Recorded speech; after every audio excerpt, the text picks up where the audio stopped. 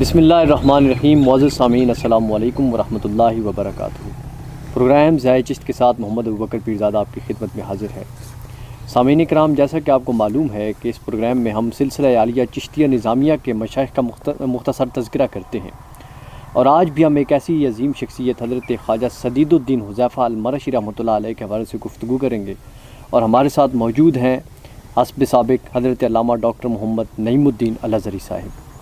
سب سے پہلے میں ڈاکٹر صاحب کا پروگرام میں خیر مقدم کرتا ہوں.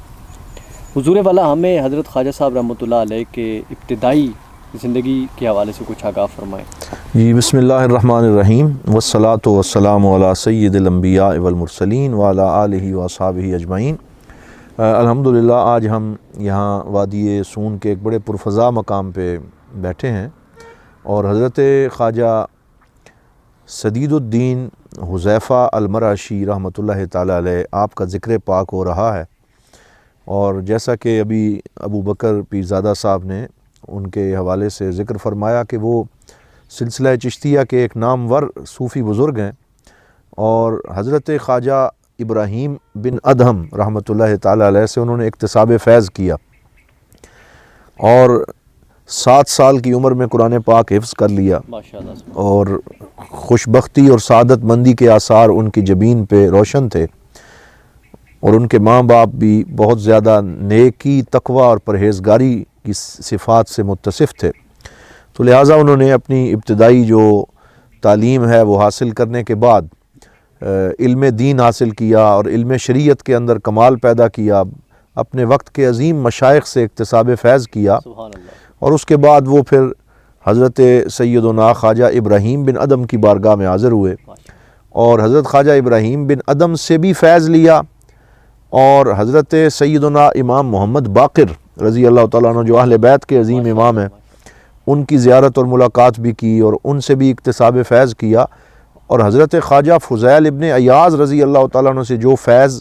آپ کو ابراہیم بن ادم رحمۃ اللہ تعالیٰ علیہ کو ملا تھا، وہ فیضان بھی ان کو منتقل ہوا. اور یہ بھی میں نے پڑھا ہے کہ شاہ صاحب جب آپ اپنے گھر سے تلاش مرشد میں جا رہے تھے تو حضرت سیدنا خواجہ خضر علیہ السلام انہوں نے ان کی رہنمائی فرمائی کہ آپ حضرت ابراہیم بن ادم کے پاس چلے جائیں. تو پھر یہ وہاں پہنچے، اور وہاں انہوں نے اکتساب فیض کیا،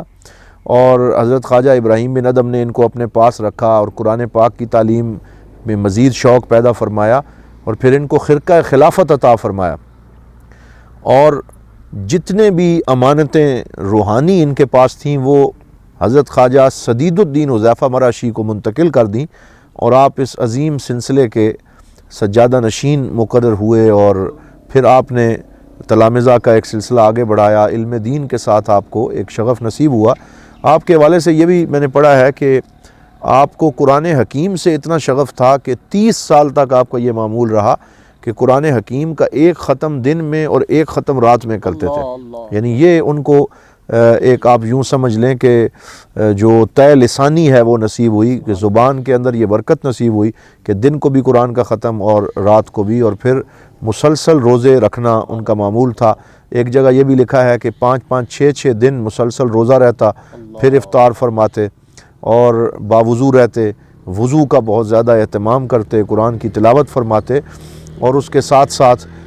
جو ہے وہ اپنے وقت کے عظیم صوفی بزرگ تھے کہ جنہوں نے مسند تدریس کو بھی آباد کیا، اور اپنے تلامذہ کے ساتھ وقت گزارا کرتے اور ان کی تربیت فرمایا کرتے تھے. ڈاکٹر صاحب ان کی کافی تصانیف ہیں جو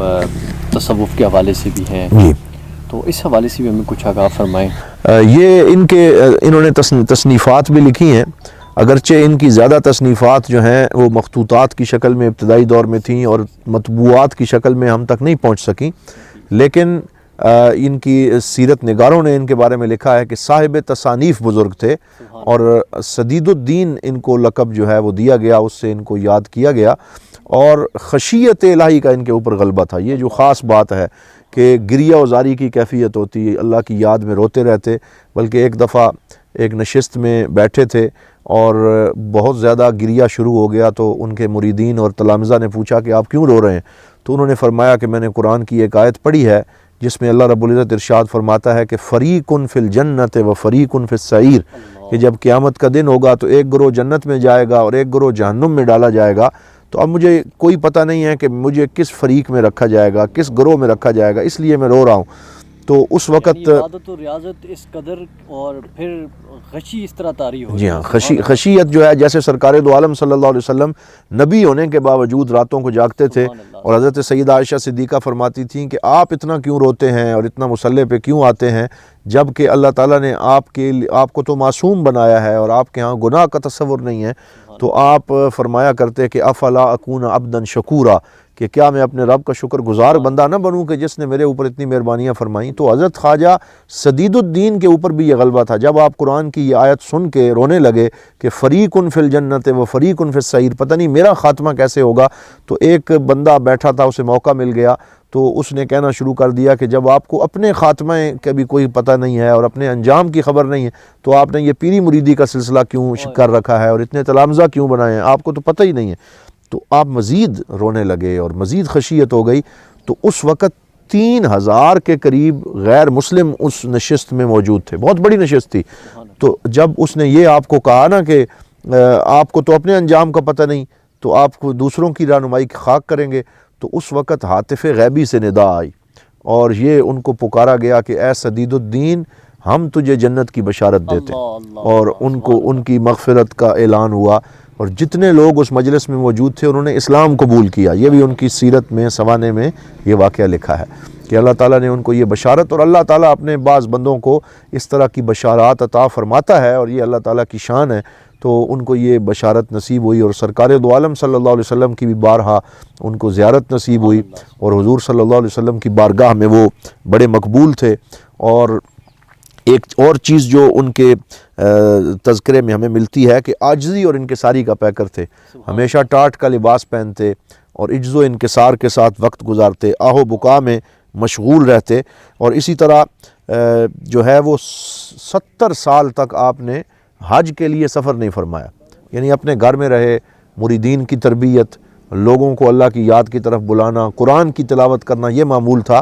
لیکن حیرت کی بات یہ ہے کہ 70 سال تک آپ خود تو حج پہ نہیں گئے، لیکن ہر سال جب حجاج کرام ان کے پاس آتے تو وہ کہتے کہ جناب الحمدللہ ہماری آپ سے حرم شریف میں ملاقات ہوئی اور وہاں ہم نے آپ کی زیارت کی۔ یعنی ایک روحانی تصرف، اور اللہ رب العزت نے ان کو یہ مقام بخشا تھا کہ وہ گھر میں رہ کر بھی حرمین شریفین کی زیارت کا لطف اٹھایا کرتے تھے۔ اور آپ کا جو وصال پرملال ہے وہ 252 ہجری میں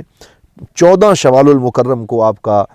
وصال ہوا، اور بہت بڑا جنازہ ایک جمع غفیر نے ادا کیا، اور مقبول بارگاہ ہو کر اللہ کی بارگاہ میں پہنچے، اور پھر آپ کا مزار پرانوار بصرہ کے اندر بنایا گیا۔ اور آپ کے تلامذہ کی اگر ہم بات کریں کہ جن کو آپ نے پھر آگے تیار کیا، ان میں بہت سارے نام ہیں، لیکن ان میں بالخصوص جو سب سے بڑا نام ہے، جو حضرت خواجہ سدید الدین حذیفہ مراشی کے طلباء اور ان کے جو وابستگان ہیں، ان میں سب سے بڑا نام حضرت خواجہ امین الدین ابو حبیرہ البصری رحمۃ اللہ تعالیٰ علیہ۔ پروگرام میں انشاءاللہ ذکر خیر کریں گے جی انشاءاللہ، جی انشاءاللہ۔ تو سامعین کرام، اسی کے ساتھ ہی ہمارا آج کا پروگرام یہیں پہ ختم ہوا چاہتا ہے۔ انشاءاللہ آپ سے ملاقات ہوگی اگلے پروگرام میں،